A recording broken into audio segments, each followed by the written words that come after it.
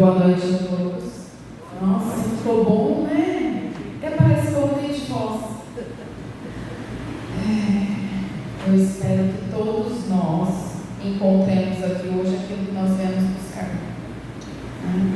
E agradeço as palavras do nosso irmão nos pedidos relacionados a mim. Meus queridos amigos, no nosso Evangelho segundo o Espiritismo, no capítulo 19, nós temos o seguinte tema: a fé transporta montanhas. E começa esse capítulo falando sobre o poder da fé. Então tem uma passagem bíblica que conta, não sei se vocês se recordam, daquele fato de um menino que estava obsediado. Hoje nós usamos esse termo, a gente tem consciência do que isso significa. E que o pai do menino apresentou o menino obsediado aos discípulos de Jesus, aos apóstolos, e eles não puderam curá-lo. Então apresentou a Jesus e disse assim: olha, Senhor, tende piedade de meu filho, ele sofre muito. Apresentei-o a vossos discípulos, mas não puderam curá-lo. E Jesus respondeu dizendo: ó raça incrédula, até quando vos sofrerei? Até quando deverei ficar convosco? E então Jesus pediu que trouxesse a criança, e fez o processo de desobsessão. E em seguida, os discípulos perguntaram a Jesus: mas Senhor, por que nós não conseguimos fazer isso? E Jesus respondeu aos seus discípulos: é por causa de vossa pouca fé. Pois eu vos digo em verdade, que se tivesseis fé como um grão de mostarda, diríeis a esta montanha: transporta-te daqui até lá, e ela transportar-se-ia, e nada vos seria impossível. Eu gosto muito dessa passagem, porque a todo instante nós temos a impressão de que nós não podemos fazer nada diante das dificuldades que acontecem em nossa vida, Todo instante nós nos sentimos de mãos atadas e ficamos esperando que alguém resolva os nossos problemas por nós. Mas nós não temos a fé de um tamanho do grão de mostarda. Todo mundo aqui conhece o grão de mostarda, É pequenininho, pequenininho, pequenininho. É óbvio que Jesus aqui, ele está falando de forma figurada, Ele não está pedindo que nós carreguemos uma montanha efetiva, física, de pedras. Entretanto, eu pergunto: será que se nós tivéssemos realmente a fé do tamanho do grão de mostarda, nós não conseguiríamos inclusive mover uma montanha física, de rochas e tudo mais? Será que a gente não conseguiria inclusive fazer isso? Vamos seguir um pouquinho no Evangelho. É certo que a confiança do homem em suas próprias forças o torna capaz de realizar coisas materiais que não se podem fazer quando se duvida de si mesmo. Então, isso é evidente, Eu estou meio que respondendo o que eu perguntei antes. Mas aqui é no sentido moral que é preciso entender estas palavras. As montanhas que a fé transporta são as dificuldades, as resistências, a má vontade que se encontram entre os homens, mesmo quando se trata das melhores coisas. E aí, que forma que nós vamos contornar isso? Que tipo de fé que nós temos que ter? Como é que a gente pode fazer? Mas para baixo um pouquinho ele responde: a fé robusta. Então nós precisamos de uma fé robusta, de uma fé um pouquinho maior do que aquela que a gente tem. Dá a perseverança, a energia e os recursos vencer os obstáculos, tanto nas pequenas quanto nas grandes coisas. E normalmente nós temos o quê? Uma fé que é vacilante, uma fé que não é tão segura assim, que não é tão robusta assim, que não é tão certa assim, é um confiar desconfiando. Vocês já ouviram falar isso, né? Eu confio naquela pessoa, eu confio desconfiando, eu confio com o pé atrás. Essa normalmente é a nossa fé do dia a dia, com o pé atrás. O que ela faz? Ela provoca o quê? Incerteza, hesitação. E quem que se aproveita disso? Os nossos adversários, aqueles que devemos combater. Ela não procura os meios de vencer, porque não crê na possibilidade de vitória. Então, normalmente, a gente tem uma fé que ela está muito mais para o deixa disso do que para nos impulsionar para fazermos algo e vencermos as nossas dificuldades. Entende-se como fé a confiança que se tem no cumprimento de uma coisa, na certeza de atingir um objetivo. Existe um livro que eu me esqueci agora o nome, eu não sei se se chama Visão. Eu encontrei no meu celular esses dias atrás. Vocês vão falar assim, isso aí tá doida, né? Mas não é, porque a gente acumula muita coisa no celular e às vezes a gente se perde. E eu participei de um programa de estudos sobre empreendedorismo há alguns anos, e foi falado sobre esse livro, e eu baixei esse livro no celular e perdi e achei agora. Esse livro ele conta que todos os sobreviventes do Holocausto alemão, eles tinham uma visão, eles tinham uma fé, eles tinham a certeza do que eles iam fazer quando eles saíssem daquela situação. Estou me arrepiando. Eles tinham aquela convicção de que eles iriam sair daquela situação de serem oprimidos, de serem perseguidos, de serem mortos e todas as outras atrocidades que aconteceram. E não só isso, muitos deles tinham um plano. Sabe, quando eu sair daqui, eu vou fazer tal coisa, eu vou reencontrar a minha família, eu vou reconstruir a minha vida, eu vou rever, eu vou recuperar a minha terra. Eles tinham um plano do que eles iam fazer quando eles superassem aquele momento difícil. Por isso que não é importante nós termos apenas um sonho, nós temos que planejar o que nós estamos vivenciando, o que a gente imagina, né? A fé, ela também está relacionada com esta visão de futuro, que não é só uma esperança, é além disso, porque a gente tem a certeza de que a gente vai superar aquela montanha da dificuldade. Ela dá uma espécie de lucidez que faz ver pelo pensamento os fins que se tem em vista e os meios para atingi-los com total segurança. A fé sincera, ela leva a realizar grandes coisas. Então veja, volto a dizer, não é só, talvez, né, seja efetivamente uma montanha física, né? Uma montanha às vezes de um problema comercial, de um problema familiar, às vezes ela é uma montanha muito maior do que a gente imagina. A fé sincera e verdadeira é sempre calma, dá a paciência que sabe esperar. Então não é só a vingança que sabe esperar, a fé também, tá, gente? Muitos de nós aprendemos a desenvolver aquela história de esperar na vingança. Nós precisamos aprender a desenvolver o esperar na fé.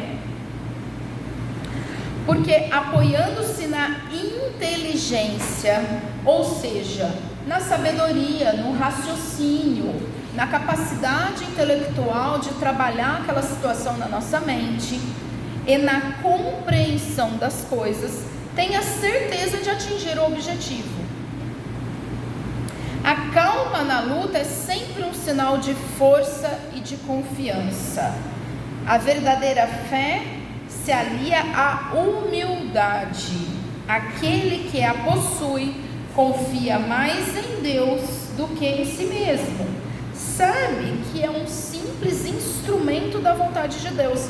Lembram aquela oração que tem no fim do Evangelho? Que fala assim: Senhor, eu não sou digno, mas se me permitires, se me deres a condição, eu posso curar esse doente. Dê-me os meios para que eu possa fazer isso. Utilize-se de mim, que estou sendo um instrumento para isso. Da mesma forma, tem a outra oração para os médiuns, que pede a mesma coisa, né? Que façam de mim um instrumento para dar a comunicação, para passar o ensinamento que as pessoas estão precisando ao meu redor. Sabe que simples instrumento da vontade de Deus, nada pode sem Ele, e é por isso que os bons espíritos o ajudam. Então veja, muitas vezes nós deixamos esse pedaço da fé. Algumas vezes nós já começamos a desenvolver aquela fé na crença das nossas capacidades, que é algo um tanto quanto hedonista, mas às vezes a gente já começou a fazer isso. Mas deixamos o lado de sermos humildes e nos colocarmos realmente como submissos à vontade de Deus. Quando nós conseguimos unir as duas coisas, nós teremos também o auxílio dos benfeitores espirituais para que a gente possa desenvolver esse transporte da montanha. O poder da fé é demonstrado direta e especialmente no magnetismo. E aí é um outro tema que a gente costuma estudar muito quando nós estamos estudando o livro dos médiuns, né? E tantos outros que surgiram depois. O magnetismo é algo que a gente é capaz de trabalhar com ele, não só, por exemplo, numa sessão mediúnica, não só num passe, mas em outras coisas mais. Por ele, o homem age sobre o fluido, agente universal. Modifica-lhe as qualidades e lhe dá uma impulsão, por assim dizer, irresistível. Aquele que a um grande poder fluídico normal juntar uma fé ardente, pode, unicamente pela vontade dirigida para o bem, operar esses fenômenos especiais de cura e outros mais que antigamente eram tidos como prodígios, e no entanto são apenas o efeito de uma lei natural. Esse é o motivo pelo qual Jesus disse aos seus apóstolos: se não o curastes, é porque não tinhais fé. Então aqui está mais voltado para a questão da cura, mas aqui também está dizendo para a gente que a gente pode fazer muito mais do que isso, se nós tivermos a fé nas nossas habilidades e se nós tivermos a fé que somos instrumentos da vontade de Deus e que Deus é soberano. Nós temos condições de fazer muito mais. Quando nós falamos de fé, nós não podemos deixar de pensar na questão religiosa da fé. E que essa crença nessa entidade superior, ela é como se fosse um requisito, né, dessa atuação da fé. Aquela que tem por base a verdade é a única que tem um futuro assegurado. Pois nada tem a temer com o progresso dos conhecimentos. O que é verdadeiro na sombra também o é à luz do dia. Então este trecho está relacionado com a nossa fé raciocinada, com a nossa busca pela verdade, né? Porque Jesus disse: eu sou a verdade, o caminho, eu sou o caminho, a verdade e a vida, né? E também disse: conhecereis a verdade vos libertará. Então a nossa fé religiosa, ela está relacionada à fé raciocinada, como disse mais acima, que nós temos que trabalhá-la com a inteligência e a compreensão. Mas também, veja, ela nos dá a certeza do futuro, o futuro assegurado, e ela nos tira a insegurança, ela nos tira a dúvida. tá? Por quê? E ela nos tira o receio de estarmos às vezes trilhando o caminho errado. Porque veja, o que é verdadeiro na sombra também o é à luz do dia. Então nós temos que persistir neste caminho de fé, de acreditar, né? E nós não podemos ficar esperando por aqueles que não têm fé. Quando nós trabalhamos a fé, nós temos a seguinte, mais um detalhe muito importante. A fé, para ser proveitosa, ela deve ser ativa, não deve ficar adormecida. Ela é a mãe de todas as virtudes que conduzem a Deus. Deve velar atentamente pelo desenvolvimento de suas próprias filhas. Diz que a fé é a mãe da esperança e da caridade. Então veja, como eu disse lá atrás, essa crença, essa visão, ela não é única e exclusivamente uma esperança. Ela é mais do que isso, quando nós agregamos a fé, né? E ela não pode ficar parada. Vocês percebem que quando a gente estuda o Evangelho, desde o capítulo, desde a introdução do Evangelho, nós temos o tempo inteiro um chamamento para a ação. Nós temos o tempo inteiro um chamamento para trabalharmos na obra do Cristo. E a nossa obra, na verdade, a obra do Cristo, ela é gigantesca, né? Pega a casa espírita, por exemplo. Você tem trabalho para todo tipo de pessoa, para todo desenvolvimento de pessoa, para todo conhecimento de pessoa, para toda idade de pessoa. A obra é gigantesca. Você tem trabalho desde que, se a pessoa quiser varrer o chão, até encher copinho de água, até auxiliar para ver se um banheiro não está faltando papel higiênico, até auxiliar para ficar na porta distribuindo mensagem, até auxiliar numa aula, num passe, numa questão de som, de imagem, né? É trabalho que não acaba mais. A gente tem campanhas, visita aos doentes, Alta de Souza, doação de comida e tantas outras coisas mais. Como eu disse, é trabalho que não acaba mais. Basta nós querermos descobrir em qual deles a gente pode servir. Por quê? Para que eu possa ter uma fé do tamanho de um grão de mostarda e falar para essa montanha mover-se daqui e ali, a minha fé, ela também tem que ser ativa. E a fé é a mãe da caridade. Então ela não pode ser uma fé adormecida. Eu tenho que ter a minha esperança, eu tenho que ter a minha fé, eu tenho que ter essa fé raciocinada, mas eu tenho que ter uma ação. Eu não posso ficar parado dormindo. Se eu ficar parado dormindo, eu não vou conquistar nada. Eu costumo brincar assim, para mim, comigo mesmo. Eu falo que é o pagamento, né? Eu estou pagando pelos benefícios que eu recebo. Então eu tenho que fazer a caridade, porque faz parte desse dinheiro, né? Desse fluido cósmico universal que eu estou doando para que eu possa receber o que eu estou mentalizando com a minha fé, né? Porque nós normalmente só conseguimos raciocinar se nós trouxermos para o meio material. Então, no meio material, a caridade, nós estamos pagando para que a gente possa receber. Alguns irmãos de outras religiões, eles têm a penitência, eles têm o jejum, eles têm uma série de outras coisas mais, que não deixa de ser muito parecido com a forma que nós utilizamos a caridade, né? Que é essa caridade ativa.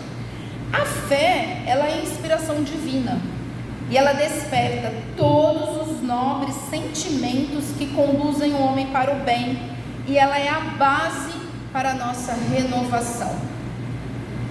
Construí, portanto, esse edifício sobre sólidas fundações, que vossa fé seja mais forte que as fórmulas enganosas e as zombarias dos incrédulos, pois a fé que não encara a zombaria dos homens não é a verdadeira fé. Nós vamos entrar mais para frente um pouquinho na questão da coragem da fé, né? Que muitas vezes nos falta a coragem da fé. Veja, a fé que não encara as zombarias dos homens não é a verdadeira fé. Hoje nós passamos por uma situação no mundo, né, de que tudo gera uma dor. Tudo que as outras pessoas falam nos gera uma dor, né? Nós nos ofendemos por tudo. Se a pessoa falar que não gostou do nosso cabelo, acabou, né? Aquilo vai ser uma situação trágica, é perigoso, gerar processo e qualquer outra coisa mais, né? Se a pessoa falar que não gostou da minha saia, é perigoso eu sair daqui chorando e etc, né? Eu vi um caso que uma senhora caiu de uma cadeira e processou a igreja, porque caiu da cadeira, onde já se viu ela cair da cadeira, né? Então, mas vou repetir o que foi falado aqui. Se a fé que não encara a zombaria dos homens não é a verdadeira fé. Então talvez nós precisamos trabalhar essa fé dentro de nós, essa humildade dentro de nós, inclusive quando nós imaginamos que existe uma zombaria para cima de nós, né? Nós temos que ter condição de superar isso. Eu tenho uma brincadeira que eu costumo dizer, é o seguinte: se alguém te chamar de ventilador, você vai grudar no teto e começar a girar? Então a gente tem que lembrar que nós não somos ventiladores, né? E nós temos que ter uma fé fortalecida para encarar uma zombaria caso alguém resolva nos chamar de ventilador. Caso a gente resolva pensar que nós somos obrigados a grudar no teto e começar a girar. A fé sincera é atraente e contagiante. Comunica-se àqueles que não a têm ou até mesmo não fariam questão de tê-la. Encontra palavras convenientes que chegam até a alma. Por que nós vemos pessoas que são ícones, vamos dizer assim, de seguidores, quando elas começam a propagar a sua fé? Por que nós fazemos questão, às vezes, mesmo não tendo a mesma religião, às vezes de escutar, por exemplo, o pastor Cláudio Duarte? Eu acho que é esse o nome dele, né? Por que a gente não, igual muitas pessoas, gente, quantas pessoas que foram atrás de Chico Xavier, né, de todas as religiões possíveis, foram lá para ouvi-lo, foram lá para receber uma comunicação, ficaram dias na fila, horas e etc. Divaldo Pereira Franco, né? Quantos casos assim? Por quê? Porque são pessoas que estão expondo a sua fé de uma forma verdadeira, de uma forma sincera. E quando elas expõem a fé dessa forma, contagia as outras pessoas, né? Dá gosto da gente ouvir pessoas assim. Dá gosto de nós lermos um livro, mesmo que psicografado de Chico Xavier, por exemplo, né? Dá gosto da gente ouvir o Divaldo, né? E tantos outros por aí.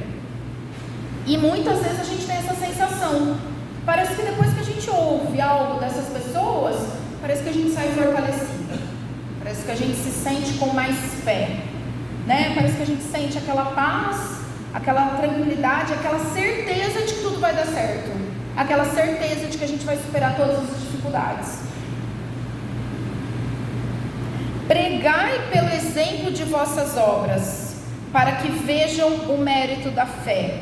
Pregai pela vossa esperança inabalável, para que vejam a confiança que fortifica e até mesmo estimula a enfrentar todas as contrariedades da vida. Acho que o maior expoente disso foi Jesus, né? Porque ele pregou pelo exemplo, né? Ele pregou por enfrentar as dificuldades, ele pregou por demonstrar toda a fé, né? Eu não me sinto apta nisso aqui. Inclusive eu sempre falo, quando eu estou aqui, eu estou falando primeiro para mim. Meus ouvidos são os mais próximos da minha boca, né? Então eu falo assim, eu não sou exemplo para ninguém seguir. Então vocês ouçam o que eu estou falando, mas não façam o que eu faço. Mas o melhor seria que eu pudesse estar aqui e dizer, façam o que eu faço, né? Vamos caminhar juntos e fazer a mesma coisa juntos. Seria a melhor forma, porque daí eu não precisaria pegar o evangelho para convencer ninguém. Bastaria que eu mostrasse o que eu estou fazendo, né? Bastaria isso. E quantos que nós não conhecemos que fazem apenas isso, entre aspas, né? O apenas. mostram o que estão fazendo, pregam pelo exemplo. É muito mais fácil de convencer pelo exemplo, né?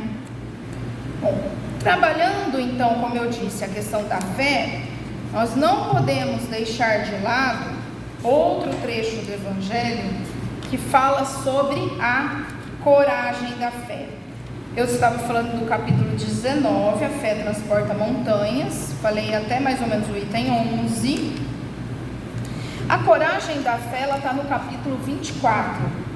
Não coloqueis a candeia debaixo do alqueire. Veja, todo aquele que me confessar e me reconhecer diante dos homens, eu o reconhecerei e confessarei diante de meu Pai que está nos céus. E todo aquele que me renegar diante dos homens, eu o renegarei também diante de meu Pai que está nos céus. Se alguém se envergonha de mim e de minhas palavras, o Filho do Homem se envergonhará dele também, quando vier em sua glória e na de seu Pai e dos santos anjos. É bem interessante nós lembrarmos daquele trecho da história bíblica, da história de Jesus, de quando Pedro, né? Se eu não me engano foi Pedro que renegou a Cristo, né? Que ele falou assim: olha, você ainda vai me negar 3 vezes antes de o galo cantar. E falou: não, eu não estou junto, eu não conheço, eu nunca vi, não tenho a mínima quem seja, né? Quantos de nós não fazemos a mesma coisa quando nós somos cutucados, especialmente como espíritas, né? Porque assim, existe ainda um certo preconceito, né? Quando nós dizemos eu sou espírita, as pessoas normalmente te olham com uma cara como se você tivesse desta percepção. Nós não temos essa coragem da fé. E veja, não sou eu que estou dizendo, é o Evangelho. Há sempre fraqueza em recuar diante das dificuldades de defender sua opinião e de renegá-la, mas há casos em que isso equivale a uma covardia tão grande quanto a de fugir no momento do combate. É evidente que eu me refiro aqui a situações que nós precisamos nos posicionar, né? Que eu me refiro aqui a situações que nós precisamos fazer escolhas, né? Vou dar um exemplo. Nós precisamos fazer escolhas em relação a que tipo de educação que nós queremos para os nossos filhos. Nós não podemos, com receio de sermos mal falados ou cancelados, não expormos como deveria ser a educação dos nossos filhos, por exemplo, na questão escolar. Ao contrário, né? Eu acho que parece que de uns tempos para cá as pessoas começaram a despertar, mas por muitos e muitos anos a maioria dos pais não tinha contato com as escolas, não sabia o que estava sendo ensinado para os seus filhos, não fazia acompanhamento nenhum, não ia em reunião de pais, não via o material escolar para saber o que tinha ali, né? Veja, nós precisamos ver o que está sendo ensinado para os nossos filhos. Nós precisamos participar das reuniões escolares. Nós precisamos expor a nossa opinião em relação a isso, se está certo ou não e por quê. Né? Nós não podemos ter medo de expor a nossa opinião em defesa dos nossos filhos. Jesus destaca essa covardia do ponto de vista especial da sua doutrina, ao dizer que, se alguém se envergonha de suas palavras, ele se envergonhará também dele, que renegará aquele que o tiver renegado. E aí nós vamos além, né? Nós temos princípios cristãos. Quando nós estudamos o Evangelho, nós temos diversos princípios cristãos, e que também de uns tempos para cá nós passamos a renegá-los com receio do que as pessoas iam pensar de nós se nós defendêssemos esses princípios cristãos. Se nós renegamos os ensinamentos de Jesus com medo do que os outros vão dizer, nós podemos esperar que seremos renegados também, né? Porque aí o que acontece? É uma fé egoísta, né? Eu guardo só para mim e eu escondo o que eu acredito com medo de que isso vai me acarretar algum tipo de prejuízo neste mundo. Ao passo que, ao colocar a verdade acima de nossos interesses materiais, proclamando abertamente, trabalhamos ao mesmo tempo pelo nosso futuro e pelo futuro dos outros.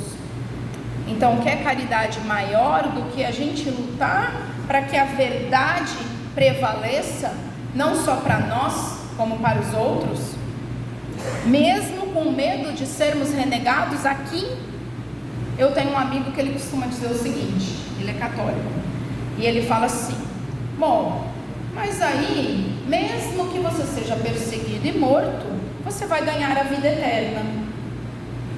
Nada mais é do que, né, você ser confessado por Jesus, né? Você, como supostamente, né, você entrar no reino dos céus, você ter um lugar melhor no outro lado da vida, né? Aí nós vamos seguir um pouquinho mais o Evangelho e a gente começa a entrar na parte, por exemplo, no capítulo 25: buscai e achareis, né? Batei e a porta abre-ser-vos-á, né? Nós temos que fazer o quê? Depois que a gente já descobriu que a fé transporta montanhas, depois que a gente já descobriu como é que essa fé precisa ser, depois que a gente já descobriu que nós temos que ter coragem da fé, nós temos que fazer o quê com isso? Buscar, né? Não adianta a gente ter a fé dormente, adormecida. Nós temos que agir, nós temos que buscar. Quando nós começarmos a buscar, nós vamos encontrar. E uma das melhores formas de nós fazermos isso é seguindo o capítulo 27, pedi e obtereis. E aí nós temos as qualidades da prece, nós temos a eficiência da prece, nós temos a ação da prece, a transmissão do pensamento. E no capítulo 28, como vocês sabem, nós temos alguns exemplos de prece, porque muitos de nós nos acostumamos a ter aquelas preces prontas e não nos sentimos aptos a fazer uma prece espontânea do fundo do nosso coração. E quando a gente tem que fazer isso na frente de outras pessoas, aí que a coragem da fé não existe mesmo, porque aí nós nos sentimos envergonhados antecipadamente, com receio do que as pessoas vão pensar, dependendo do que nós falarmos naquele momento da prece. É aí que falha de vez. Então, no capítulo 27, pedis e obtereis, nós temos as qualidades da prece. E eles contam, né? Kardec escolheu um trecho do Evangelho de Mateus e Marcos, que conta uma historinha de algumas pessoas, né, que iam ao templo e faziam o quê? Elas não estavam preocupadas com a qualidade da prece delas, com a vibração que elas emanavam. Elas não estavam preocupadas que essa prece fosse do fundo do coração. O que elas queriam é que elas fossem vistas, é que todo mundo pudesse ver que elas estavam ali de pé fazendo as orações. Alguém aqui já passou pela situação de pensar assim: putz, eu preciso ir à palestra, porque o que eles vão pensar se eu não apareço nunca na palestra? Ou se eu vou uma semana e falto na outra e etc. O pessoal do centro vai falar que eu não quero participar. Alguém já pensou alguma coisa assim? Veja, essa pessoa, ela não está vindo ao centro porque ela sente aquela necessidade dentro dela de vir. Aquela necessidade do coração de receber a vibração da casa, de receber o amparo espiritual. Não, ela está vindo porque ela quer que outras pessoas vejam que ela veio, única e exclusivamente para isso. E qual é a diferença da pessoa que está vindo porque quer que as outras pessoas vejam que ela está aqui, para os... Ele fala aqui, ó: não vos assemelheis aos hipócritas que fingem orar ao ficarem em pé nas sinagogas e nas esquinas das ruas para serem vistos pelos homens. Qual que é a diferença de hoje para aquela época? Nenhuma, né? A gente mudou mais ou menos o molde, mas a situação continua a mesma. Eu vos digo em verdade, eles já receberam a sua recompensa. Então, se eu estou vindo à casa espírita apenas para que as pessoas vejam que eu vim, e que isso é muito comum numa determinada época, que acontece a cada 2 anos, mais ou menos em setembro, que tem um monte de gente que começa a frequentar as religiões para mostrar para todo mundo ali: olha, eu estou te apoiando, eu estou aqui junto com você, eu estou aqui, eu frequento, ó, né? Assim, sem semelhança nenhuma com a realidade, né? Estas pessoas, elas não vão receber os benefícios que todos nós buscamos quando vamos num determinado tempo religioso e fazemos as nossas orações. Qual que é o benefício esperado pela pessoa? É ser visto. E a partir do momento que ela foi vista, tá bom, ela já recebeu o benefício dela. Era isso que ela queria. A recompensa dela é essa, ela quer ser vista, né? Agora, nós precisamos fazer o quê? Interiorizar dentro do nosso coração, do nosso sentimento, da nossa consciência, essa vontade de vir fazer o quê? Buscar e achareis, pedir e obtereis. Então nós temos que colocar dentro de nós isso, de vir buscar algo, né? De vir buscar um conhecimento, de vir buscar uma evolução, de vir buscar um progresso, um amparo, um auxílio, porque a partir do momento que colocarmos isso dentro de nós, é isso que nós vamos achar, é isso que nós vamos obter. Mas quando quiserdes orar, entrai para o vosso quarto e com a porta fechada, orai a vosso Pai em segredo. E vosso Pai, que vê o que se passa em segredo, vos dará a recompensa. Então, muitas vezes, nós não sabemos como pedir, nós não sabemos o que dizer, né? Ficamos desesperados. Veja, não importa necessariamente o que nós dissermos, mas sim essa qualidade que nós emanarmos na nossa prece, essa vibração, porque o nosso Pai sabe o que nós estamos precisando, Ele vai nos dar de acordo com o que nós estamos precisando. Veja, Ele vê o que se passa em segredo, vos dará a recompensa, basta que nós façamos a nossa parte, né? Não faleis muito em vossas preces, como fazem os pagãos, que pensam que é pela quantidade de palavras que são atendidos. E é interessante essa questão da quantidade de palavras, que um outro pensamento que nós podemos ter é sobre as preces pagas, né? Que está no capítulo anterior, que fala: dai gratuitamente o que gratuitamente recebestes, né? Se quanto mais palavras nós fizermos a oração, mais a gente pode cobrar por essa quantidade, né? É um outro trecho. Nós temos que fazer o quê?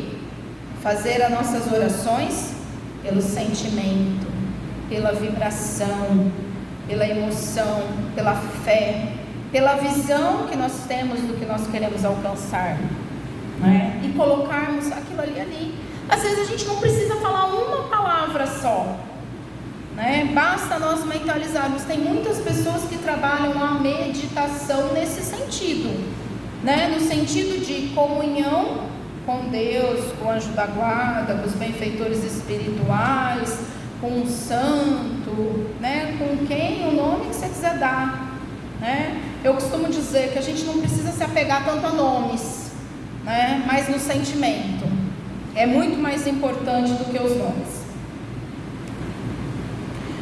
Não vos torneis semelhantes a ele, pois vosso Pai sabe do que tendes necessidade, mesmo antes de pedirdes a Ele. Então veja, mesmo antes de nós pedirmos, olha, é isso que eu quero, eles já sabem o que é bom para nós. Veja, quem é pai e mãe aqui, não sabe o que é bom para o seu filho? Mesmo que seu filho não te peça, você não sabe o que seu filho está precisando? E você não vai dar de acordo com a necessidade do seu filho e não do que ele está falando, né? Muitas vezes, vamos supor que a gente tem um filho pequeno e o nosso filho pequeno quer porque quer um celular. E a gente tem consciência de que o nosso filho não precisa de um celular, ele precisa às vezes de um jogo educativo, às vezes precisa de um livro, às vezes precisa de uma atenção maior em determinada situação, às vezes precisa de um acompanhamento em algo que está precisando aprender, às vezes precisa de uma fonoaudióloga para aprender a falar, vai saber, né? E nós não vamos dar o celular para o nosso filho, nós vamos dar aquilo que nosso filho está precisando. E será que Deus não vai fazer o mesmo conosco? Será que Deus não tem condições maiores e melhores de fazer isso conosco do que nós fazemos com os nossos filhos? E aí nós temos os intermediários que nos auxiliam, o nosso anjo da guarda, os benfeitores espirituais, né? Eles servem como intermediários nessa situação toda para nos auxiliar. É mais ou menos assim, a gente emana a prece. E aí quem está ali mais perto e pode nos auxiliar, e é dado a possibilidade de nos auxiliar, vem em nosso socorro. Bom, eu quero fechar lembrando, é importantíssimo que tenhamos a fé, no mínimo do tamanho do grão de mostarda, né? Mas que lembremos que esta fé não pode ser adormecida, ela precisa ser ativa, e que a fé é mãe das virtudes, especialmente da esperança e da caridade.